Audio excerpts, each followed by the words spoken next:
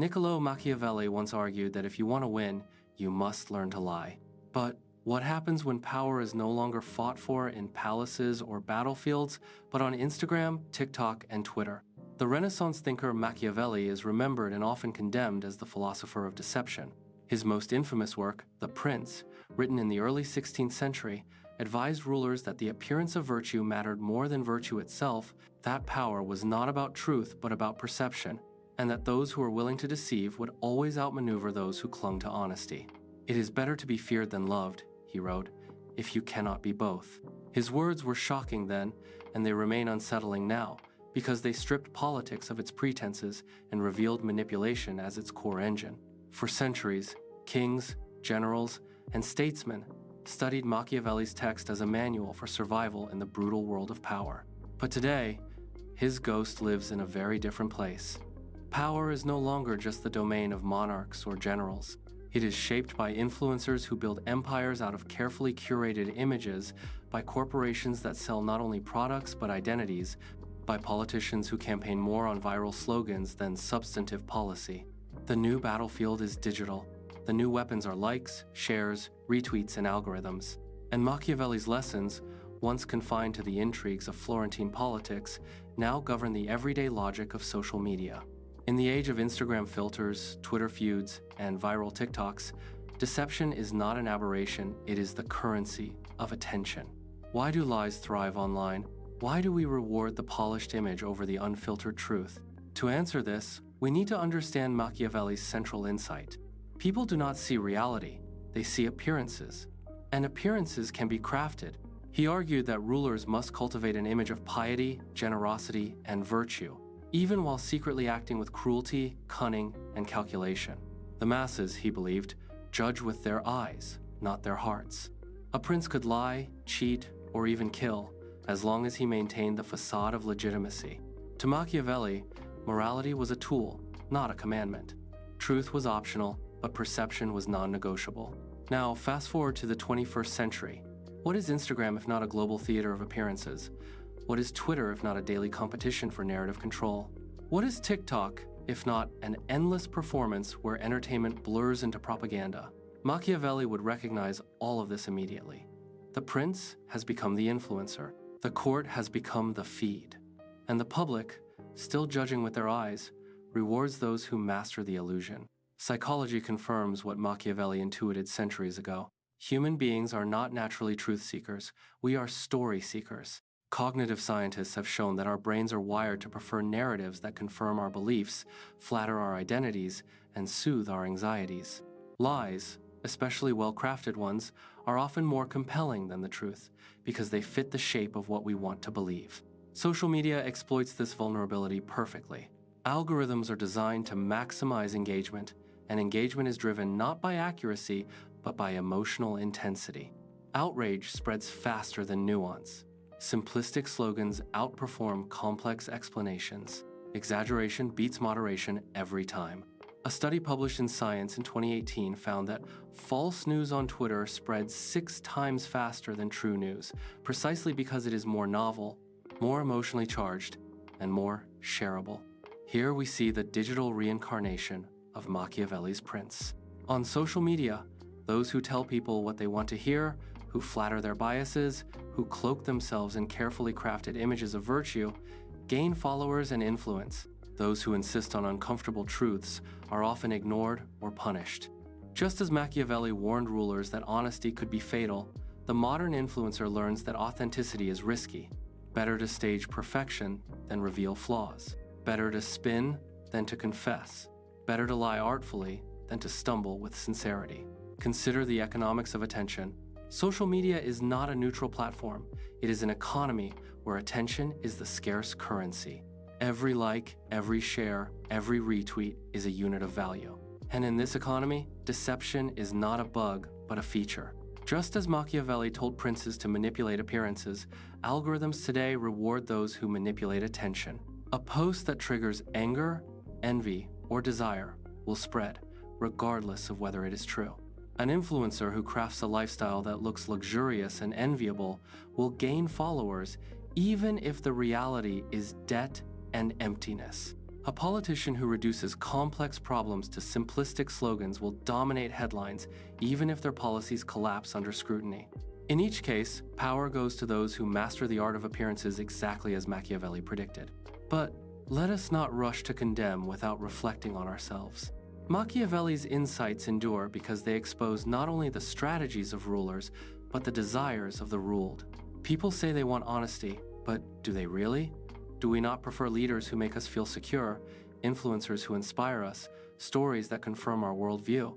The philosopher Friedrich Nietzsche once said, "We have art in order not to die of the truth."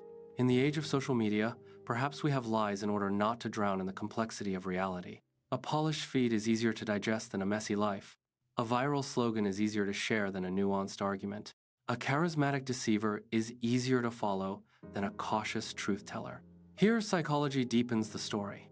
Research on lying shows that humans are not only frequent liars, but eager consumers of lies. Studies by social psychologist Bella DiPaolo found that the average person tells 1 or 2 lies every day, often small ones meant to smooth social interactions. But beyond telling lies, we are drawn to them. Marketing thrives on exaggeration. Storytelling thrives on embellishment. Politics thrives on myth. Deception is not an exception to human behavior, it is interwoven with it. Machiavelli did not invent deception, he merely revealed its central role in power. Social media has scaled it to global proportions. The comparison to propaganda is instructive. In the 20th century, rulers used radio, film, and television to shape perception. Totalitarian regimes perfected the art of mass deception, controlling narratives and suppressing dissent. But propaganda then was centralized, directed by governments. Today, social media decentralizes it. Anyone with a smartphone can become a propagandist, spinning narratives to gain followers. Influence is no longer the privilege of rulers alone. It is accessible to teenagers in their bedrooms, to conspiracy theorists, to corporations, to activists, to anyone who learns how to work the algorithm. This democratization of deception might seem liberating, but it also unleashes chaos. When everyone can manipulate appearances, the line between truth and falsehood becomes increasingly blurred. The consequences are profound. In politics, misinformation campaigns sway elections, erode trust, and polarize societies. During the 2016 United States presidential election, studies later revealed that fake news stories generated more engagement on Facebook than stories from mainstream news outlets. In public health, misinformation about vaccines spread virally, undermining efforts to control diseases. In finance, viral rumors can trigger stock surges or crashes. The battlefield has shifted from armies to algorithms, from bullets to bytes, but the underlying logic is the same. Those who control appearances control power. Machiavelli would not be surprised. He wrote that rulers must learn how not to be good, because morality often conflicts with survival. A prince who insists on honesty may be outmaneuvered by a rival who lies persuasively. In the same way, a journalist committed to nuance may be drowned out by a conspiracy theorist who offers sensational certainty. A scientist cautious with data may be ignored, while a pundit confidently declares half-truths. Social media rewards those who are willing to bend reality into the shape of desire. And as long as we, the public, keep clicking, liking, and sharing, we are complicit in the very system that rewards deception. This is the age of lies, likes, and power. It is Machiavelli reborn, not in palaces but in feeds, not in court intrigues but in follower counts. And the haunting question is whether we are better equipped to resist manipulation now than the citizens of Florence 500 years ago. Or are we simply reenacting the same dance, updated with algorithms and screens? We scroll through our feeds thinking we are choosing what to see, yet what we see is already chosen for us. The modern algorithm is an invisible prince, perfectly Machiavellian, promising pleasure while quietly ruling by manipulation. It studies our desires, our fears, our pauses, the length of our gaze. Every like becomes a confession, every share a declaration of loyalty. Machiavelli once advised rulers to know their subjects better than they know themselves.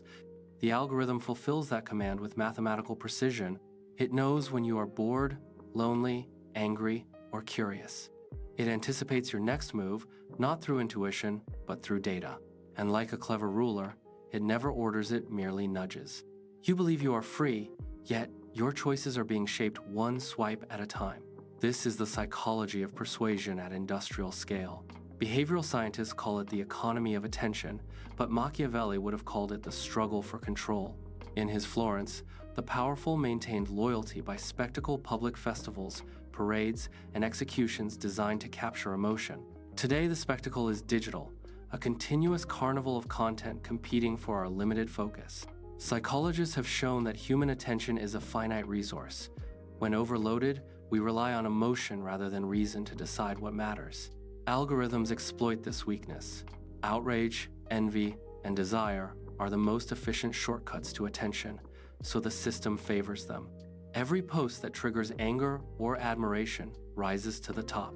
The result is not a conspiracy, but a structure, a self-reinforcing machine that rewards deception because deception sustains engagement. Why do we fall for it so easily? Because the human brain evolved for tribe, not truth. Thousands of years ago, survival depended on belonging more than accuracy. A convincing story held a group together. An inconvenient fact could get you exiled. Cognitive psychologists describe this as motivated reasoning. We accept information that affirms our identity and reject what threatens it. Social media magnifies this bias, sorting us into digital tribes that reinforce our sense of belonging. Each tribe has its own myths, heroes, and villains. To question them is to risk exile, not from a village, but from a virtual community that feels just as real. Machiavelli's prince manipulated loyalty through fear and favor. Our algorithms do the same, only now each of us plays both ruler and subject, policing one another through likes and shaming rituals. There is also the simple pleasure of illusion. Studies on social comparison reveal that people are happiest when they believe they are slightly better off than others. Platforms feed this instinct by turning life into a performance of curated success. The influencer smiles before the borrowed car. The traveler poses beside rented luxury. The everyday user edits their joy into highlight reels. Psychologists call this impression management. Machiavelli called it statecraft.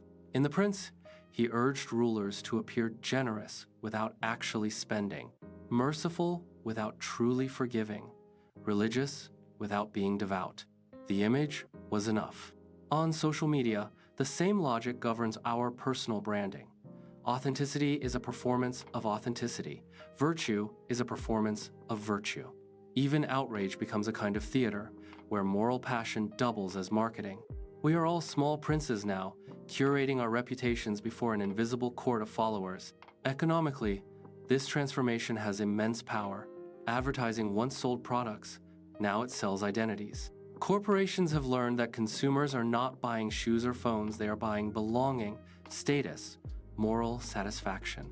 The digital marketplace thrives on symbolic consumption, and influencers serve as its courtiers.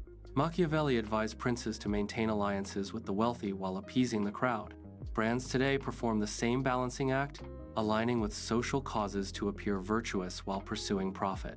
They post black squares, rainbow logos, and sustainability slogans, crafting moral images that often dissolve under scrutiny. Yet the public, hungry for stories of goodness, rewards them anyway. In The Prince, deception was justified as a means of stability. In modern marketing, it is justified as engagement. The parallel extends into politics. Where Renaissance rulers relied on controlled rumor and spectacle, modern leaders rely on digital virality. Data from the MIT Media Lab shows that political misinformation spreads more rapidly and broadly online than factual reporting. The reason is not merely ignorance but excitement. Lies are designed to entertain.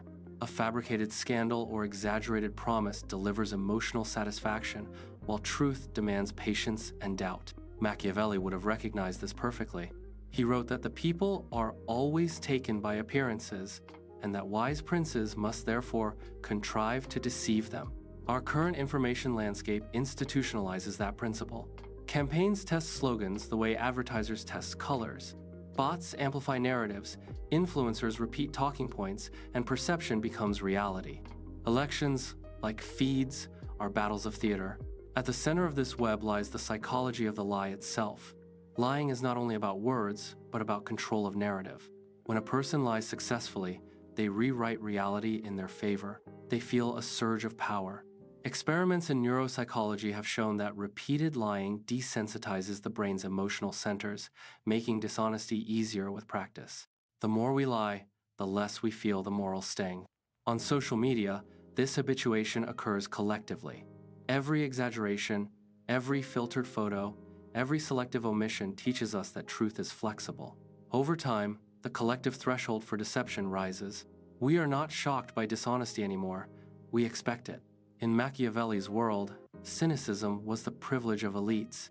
In ours, it has become the default mood of the masses. Consider how this plays out in moments of crisis. During the early months of the global pandemic, conflicting information flooded every platform. Scientific updates mixed with conspiracy theories, statistics mingled with superstition. People gravitated toward the voices that offered certainty, even when those voices were demonstrably wrong. Psychologists call this ambiguity aversion. Faced with chaos, we prefer confident lies to uncertain truths.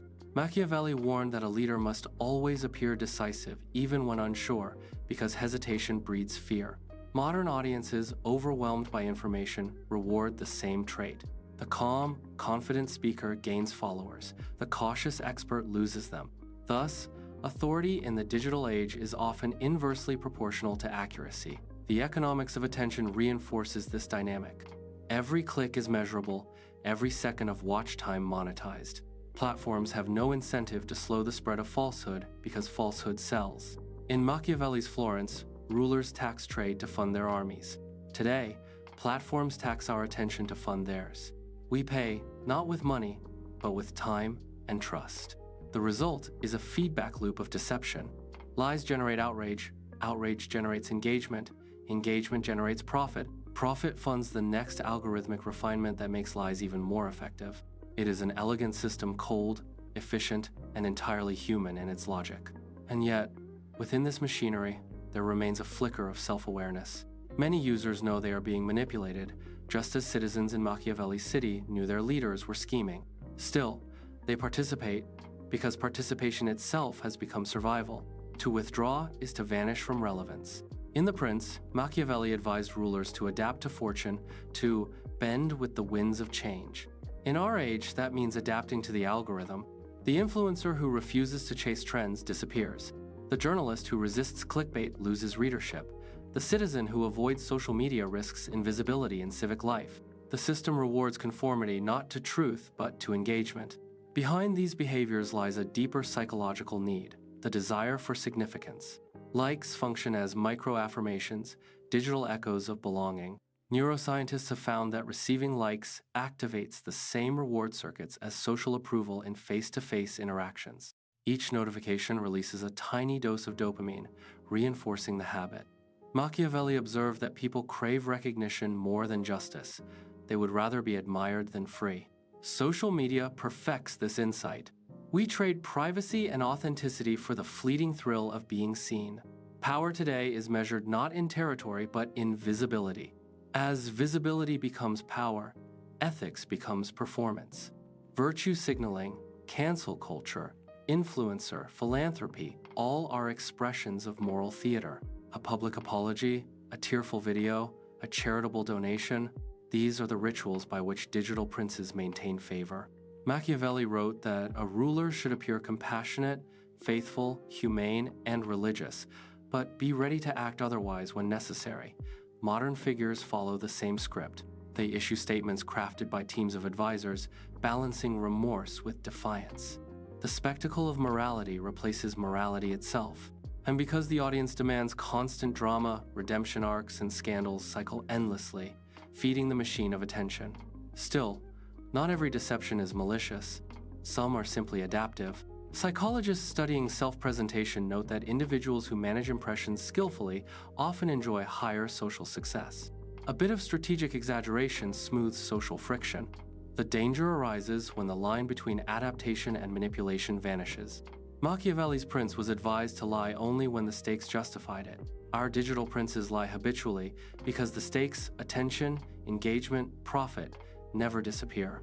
What was once an occasional tactic has become a permanent condition. In this environment, truth itself undergoes inflation. When every claim can be countered by another, when facts are filtered through endless interpretation, truth loses value. The philosopher Hannah Arendt warned that the ideal subject of totalitarian rule is not the convinced fanatic, but the person who no longer distinguishes truth from falsehood. Social media nudges us toward that condition. Faced with contradictory claims, many retreat into irony, treating everything as performance. Cynicism becomes the defense mechanism of the informed. We mock the liars but still consume their content. We expose hypocrisy, yet cannot look away. In doing so, we keep the spectacle alive. Machiavelli would have understood this complicity. He believed that power depends as much on the willingness of the people to be deceived as on the cunning of the deceiver. He who deceives, he wrote, will always find someone who allows himself to be deceived. The psychology of the feed confirms it. We click not because we are fooled, but because we want to feel. Lies give us that feeling: anger, joy, fear, superiority. The truth, by contrast, is often dull. Thus, deception survives not in spite of us, but because of us. And so, the stage expands. Influence seeps into every domain: religion, education, even activism. Movements for justice learn the grammar of virality. Slogans replace manifestos. Symbols outshine policies. The attention economy swallows idealism and repackages it as content. Machiavelli's insight that virtue must sometimes wear the mask of vice now flips. Virtue itself becomes a mask, worn for visibility. To be seen as good is more valuable than to do good unseen. Where does this lead? Perhaps to fatigue. Studies of digital behavior show rising burnout among users and creators alike. Constant performance erodes authenticity and mental health. Psychologists link heavy social media use to anxiety, depression, and loneliness, the paradox of being hyper-connected yet emotionally starved. In The Prince, Machiavelli warned that even the most cunning ruler must beware of fortune's turning wheel. Power gained through manipulation is unstable. For the same masses that are deceived today may revolt tomorrow. Likewise, digital power is fleeting. Algorithms change, audiences move on, scandals erupt. Yesterday's prince becomes tomorrow's exile. The cycle of rise and fall is faster now, but the logic remains timeless. And still, the question persists. If everyone knows the game, why keep playing? Because the alternative silence is unbearable. In an age where presence equals existence, withdrawal feels like death. The philosopher Byung-Chul Han calls this the society of transparency, where individuals are compelled to display themselves constantly. Visibility is no longer a choice. It is a moral duty. Those who disappear are suspected of hiding something. Machiavelli's prince needed spies to gather information. Today, we volunteer it freely, documenting our lives for surveillance disguised as sharing. The cage is comfortable because it glows.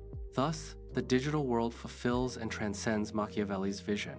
It democratizes cunning, mechanizes flattery, monetizes deceit.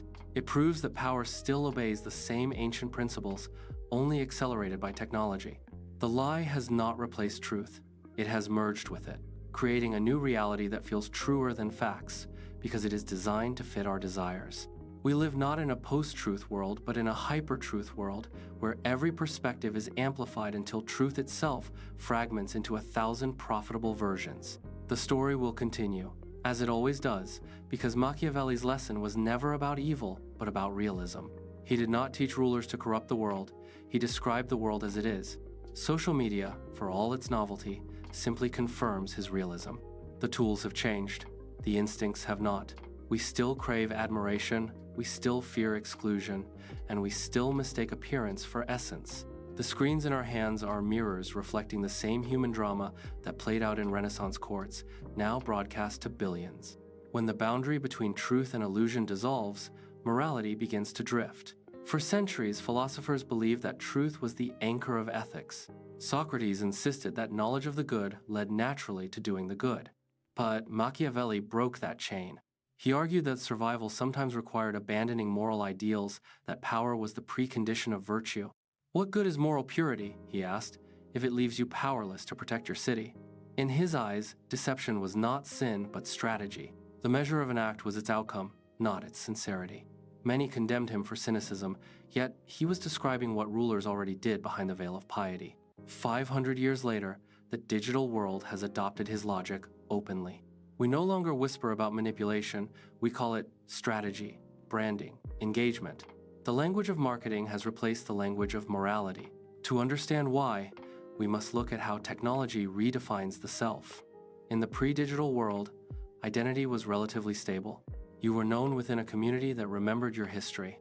Reputation was slow to build and slow to change. But online, identity is modular, endlessly edited. You can delete, curate, reinvent. Philosophers once spoke of the mask we wear in society. Social media turns that metaphor into infrastructure. Every profile picture, every caption, every story is a micro-mask designed for a specific audience. The ethic of authenticity, once celebrated as moral honesty, becomes an aesthetic choice. What matters is not being true, but being consistent in the performance of truth. This transformation raises a theological question. If the self is a performance, what becomes of the soul? In traditional theology, the soul was the seat of truth, the unchanging core of the person known to God even when hidden from the world. Machiavelli, secular and pragmatic, had little patience for such metaphysics. He judged the soul by its effectiveness. Yet even he assumed an inner will distinct from the outer mask. In the digital age, that boundary blurs. We begin to internalize the metrics meant to measure us. Psychologists speak of quantified selfhood moods tracked by apps, health by wearables, worth by followers. The mirror becomes numerical. In such a world, salvation is replaced by optimization. The new creed is efficiency. The new prayer, analytics. But efficiency without ethics breeds emptiness. Surveys on social media use reveal paradoxes. Record levels of connectivity paired with record loneliness, constant expression paired with a loss of genuine voice. Users report feeling both exposed and unseen, empowered and anxious. These contradictions echo Machiavelli's prince, who must appear loved even while remaining alone in his calculations. Power isolates because it demands perpetual performance. Every post becomes a campaign speech, every comment a negotiation. We are citizens of a digital Florence where everyone plots for visibility. The theologian Reinhold Niebuhr once wrote that the capacity for justice makes democracy possible, but the tendency to injustice makes democracy necessary. Replace democracy with algorithm, and the sentence still holds. Our better impulses connection, creativity, empathy make social media possible, but our baser impulses envy, vanity, aggression make algorithms profitable. The result is a moral inversion. Platforms thrive on what corrodes us. Machiavelli would have admired the brilliance of such design. He taught princes to turn vice into virtue by calling cruelty prudence and deception wisdom. Today's platforms call addiction engagement. The label changes, the logic endures. Consider how the lie has evolved. The Renaissance lie required craft, forged letters, bribed messengers, whispered rumors. The digital lie is frictionless. It replicates itself. One image, one phrase, one fabricated quote can circle the planet in minutes. Yet, the essence is unchanged control of perception. Machiavelli would have recognized the meme as the perfect modern propaganda. Concise, emotional, easily imitated. He would have understood deepfakes as the natural heir of court intrigue. He might even have envied the algorithm's capacity to tailor deception individually, to whisper a different lie to every citizen. In The Prince, he wrote that fortune favors those who adapt their deceit to circumstance. The algorithm achieves that adaptation automatically. Still, beneath the machinery lies an ancient human hunger, the longing to believe. The philosopher Hannah Arendt observed that people do not believe lies because they are forced to. They believe because they want a world simpler than truth. Theologians might call this idolatry, the worship of an image that promises order in place of mystery. Social media turns every screen into a miniature altar where we sacrifice complexity for coherence. We scroll, we judge, we absolve with likes. Each gesture is a ritual reaffirming the faith that the visible is real. Ethically, this creates a paradox of responsibility. When everyone participates in deception, who is to blame? The liar, the algorithm, or the audience that rewards both? Machiavelli would say, blame is meaningless. What matters is success.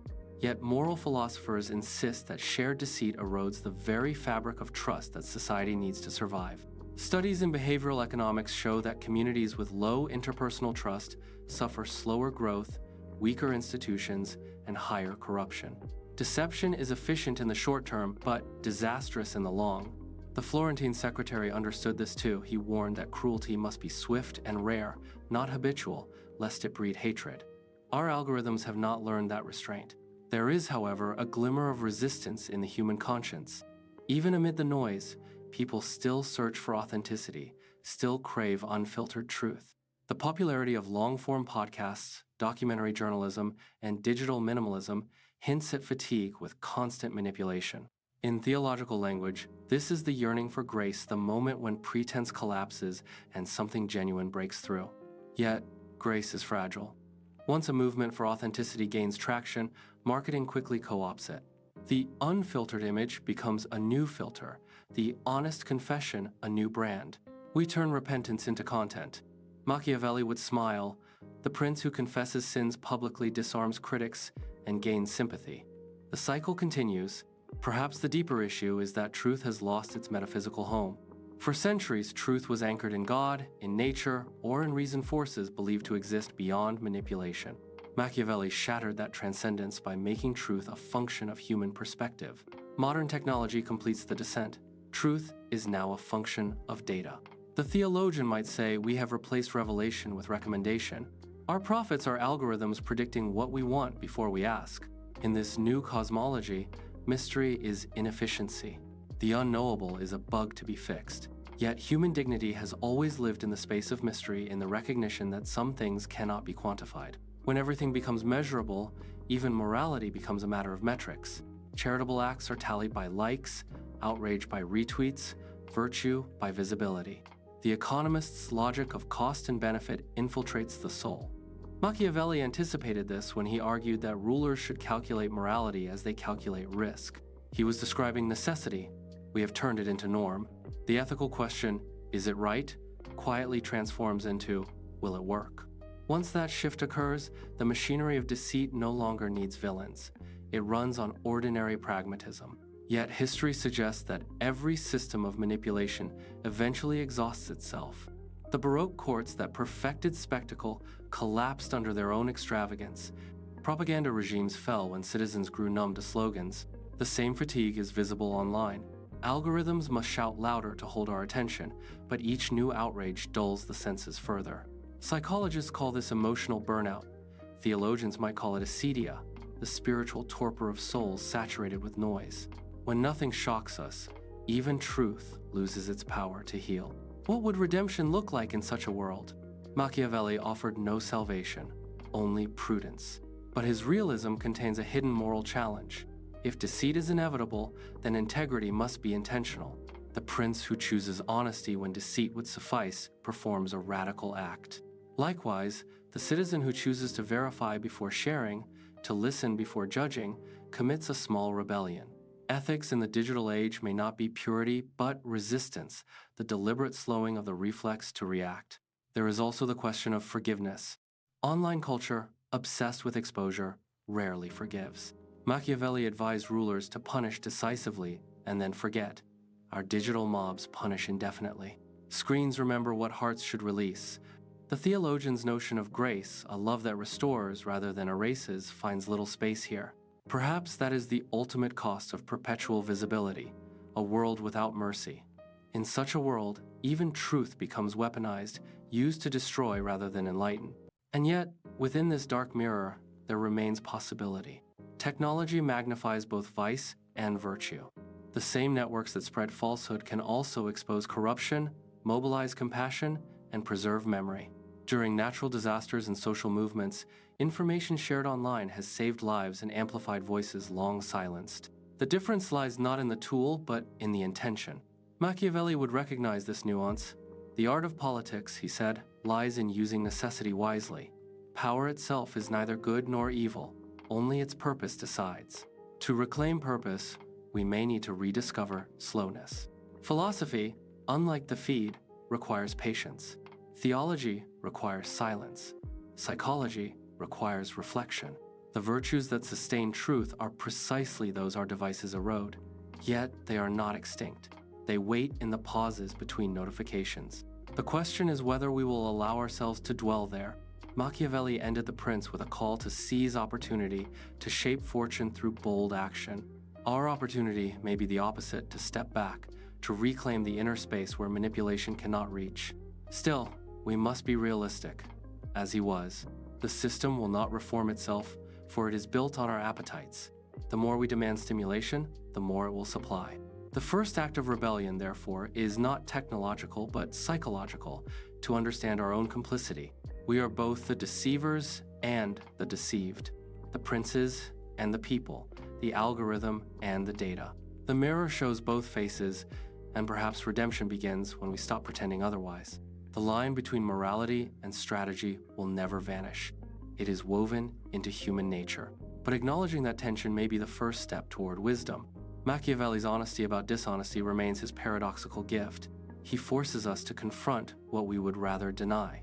In that sense, the Renaissance realist and the digital citizen share the same dilemma: how to live ethically in a world that rewards manipulation. There is no final answer, only the ongoing negotiation between truth and survival. Power has always been a performance.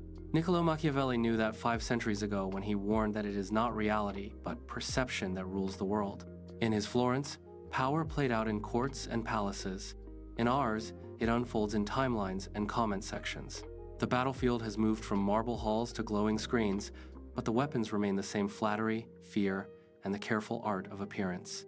Machiavelli's prince advised rulers to master the mask, to appear virtuous while acting strategically, to promise honesty while practicing calculation. He stripped politics of illusion and called it what it truly was: survival. Today, his realism hums quietly in the circuitry of our devices. The influencer curates perfection, the politician rehearses sincerity, the corporation performs morality. Each crafts an image that pleases the crowd, knowing that in an economy of attention, honesty is rarely profitable. We scroll through our feeds thinking we are spectators, but we are participants in the same play. Every like is applause. Every share, allegiance. The algorithm, that invisible ruler, studies our reactions the way a Renaissance prince studied his rivals. It learns our fears, our cravings, our moments of weakness, and then feeds us exactly what will keep us watching. It doesn't threaten or command, it seduces. And we obey, not because we must, but because we enjoy it. This is deception without the need for a deceiver. Machiavelli's prince had to lie deliberately. Our system lies automatically. It doesn't care about morality, only engagement. If anger sells, it shows us anger. If envy sells, it sells us envy. The old manipulators bribed and schemed. The new one simply optimizes. Yet behind the smooth design lies the same truth Machiavelli exposed. People prefer comforting illusions to inconvenient facts. Psychology explains why. The brain rewards certainty and punishes ambiguity. We seek coherence even when it's false, and the algorithm obliges. It builds echo chambers where our beliefs bounce back at us, louder each time until they sound like truth. We say we hate lies, but what we really hate is discomfort. And so, just as citizens once cheered the prince who promised security over liberty, we now reward the influencer who promises meaning over honesty. The danger is not that we are fooled, but that we have made peace with being fooled. Deception has become part of daily life, softened into entertainment. A politician manipulates facts, we call it strategy. A celebrity fabricates authenticity, we call it branding. A corporation markets virtue, it's public relations. We have absorbed Machiavelli so completely that we no longer see him. His logic has become common sense. If everything is performance, then morality is just another costume. But somewhere beneath the noise, conscience stirs. People are tired of perfection, of outrage, of pretending. The rising hunger for long conversations, unedited voices, and honest reflection hints at an ancient need, the need to touch something real. Even Machiavelli, cynic that he was, admired those rare leaders who combined cunning with integrity. He believed manipulation was inevitable, but he also believed wisdom could restrain it. In that small space between necessity and greed lies the possibility of virtue. To find that space again, we must slow down. Truth is patient. Algorithms are not. The pause before reaction, the second when we question whether to share, whether to rage, whether to perform that pause, is the birthplace of freedom. The most radical act in the digital world is to think. Every refusal to participate in manufactured outrage weakens the machinery that feeds on it. Every moment of silence is an act of rebellion against the tyranny of noise. Machiavelli's honesty about human weakness still serves us, not to excuse deceit, but to recognize its roots. He saw that people crave admiration and fear rejection. Technology has not changed that. It has magnified it. The illusion of connection hides a marketplace of validation.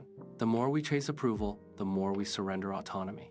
In the end, power flows not to those who own the platforms, but to those who understand our psychology. The prince now rules from inside our minds. And yet, awareness is a kind of armor. When we see the manipulation clearly, it loses some of its hold. Knowing that every image is edited, every outrage engineered, we can begin to look beyond them. Truth in the digital age may not be absolute, but it can still be chosen. It exists wherever people refuse to be simplified, wherever conversation replaces shouting, wherever curiosity survives cynicism. The pursuit of such truth will never trend, but it will endure. Philosophically, the dilemma is eternal. Do we value what is real or what is useful? Machiavelli placed survival above sincerity. Modern society often does the same, but survival without meaning is its own kind of death. The theologians who once condemned Machiavelli believed that deception, however effective, corrodes the soul. Perhaps they were right. We have gained the power to shape perception, but in doing so, we risk losing ourselves in mirrors of our own making. Technology does not doom us to deceit, it only reflects our desires. If we crave spectacle, it will give us spectacle. If we crave truth, it will serve that too, but only if enough of us demand it. Ethical design, responsible journalism, communities built on empathy rather than envy, these are not fantasies. They are choices. Each click and comment is a vote for the kind of world we want to inhabit. Machiavelli ended The Prince with a call to action, urging Italy to free itself from corruption by recognizing reality as it was, not as people wished it to be. Perhaps our task is similar, to free ourselves from the empire of illusion by facing the uncomfortable truth of our own complicity. The problem is not only that leaders lie, but that we reward them for it. Not only that influencers perform, but that we crave the performance. We cannot fix what we will not admit. And Machiavelli's greatest insight was that acknowledging human weakness is the beginning of wisdom. So the question remains, do we control the lies, or do the lies control us? The answer will not come from algorithms or governments, but from individuals willing to choose awareness over convenience. Every generation inherits its own form of illusion. Ours just happens to be digital. But history shows that truth, however battered, has a strange resilience. It waits, quiet and stubborn, for attention to return. Maybe that is where redemption begins, not in destroying the system, but in outgrowing it. The next renaissance will not come from new technology, but from renewed integrity. From people who refuse to mistake virality for virtue, visibility for value, power for wisdom. It will come from the simple courage to be honest in a culture built on pretending. And when that happens, perhaps we will see that Machiavelli's warning was never about cruelty, it was about clarity. He wanted us to look at the world as it is so that we might act in it with open eyes. We have built a new Florence of pixels and screens, but the same challenge stands: to be cunning without being corrupted, strategic without being soulless, powerful without forgetting why power matters at all. So pause before you post. Ask what you are serving: truth or theater, conscience or crowd. The screen glows, the feed scrolls, the algorithm whispers, but the choice remains yours. In that quiet moment between impulse and action lies everything that still makes us human. Because in the end, it is not the lies that define an age, but whether its people still care enough to seek the truth. The prince may always rule, but the citizen who sees through the mask is never truly conquered.